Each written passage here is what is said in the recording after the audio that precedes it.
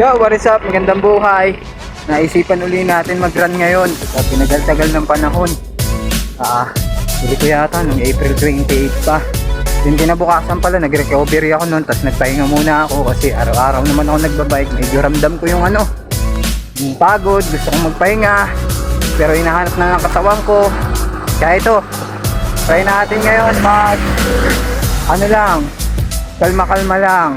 Wala mo ng interval. At nandito ako ngayon sa may Sitio Labahan, pababa. Yan. Ito yung dito dahil iikot ako ng Domsa eh. Medyo masakit-sakit tong pababa na to. Ayun paahon kasi yan Yan. Diyan tayo bababa.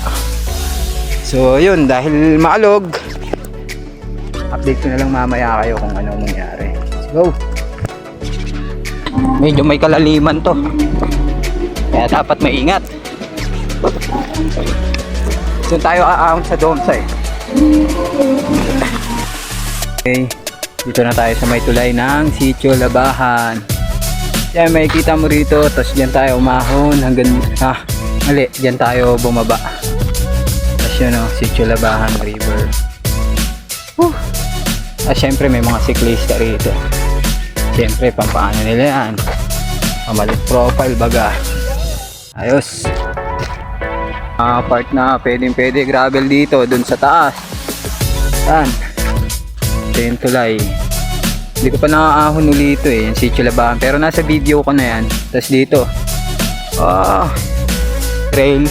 Maikling trail lang yan. Bababa tayo dyan. Tapos ikot na tayo ng Domsa. Doon na tayo aahon. Yan natin kung umabot ng 10 kilometros. Pero palagay ko abot. Sobra pa eh. Kung magtampisaw, panandalian, yan, pwede yan. Maropa, ayun yung mga haba, tapos yung grupo dun, katatapos lang yung mga yan. Yan, galain mo lang yan, marami ka matatanaw dyan na hindi mo matatanaw pero ikaw natatanaw. Dito tayo lalabas. Pagkalabas natin dito, arko ng Sitio Labahan, tapos left side tayo. Saan na yun?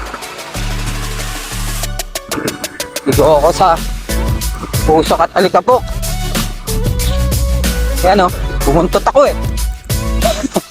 Bungat na tayo ng ano ba to? Arko ng Sitio Labahan. Sakto 5 kilometers. Nandito na tayo sa Domsa. Yan, sa may Big C. Yan.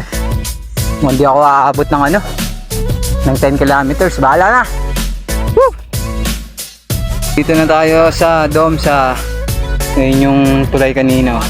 Pinanggalingan natin. Tapos doon tayo umikot sa baba. Hanggang sa umikot tayo rito sa Domsa. Yan.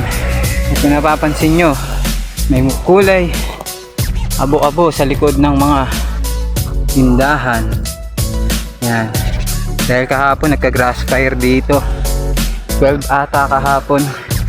Mga alas 11 pa lang hanggang umabot ng gabi. Hindi ko tukoy kung anong oras sa gabi. Pero yan, thanks God kasi hindi inabot yung mga tindahan. Kahit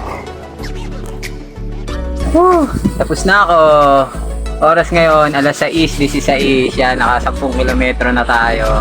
Goods na yun. Magandang buhay. Tada!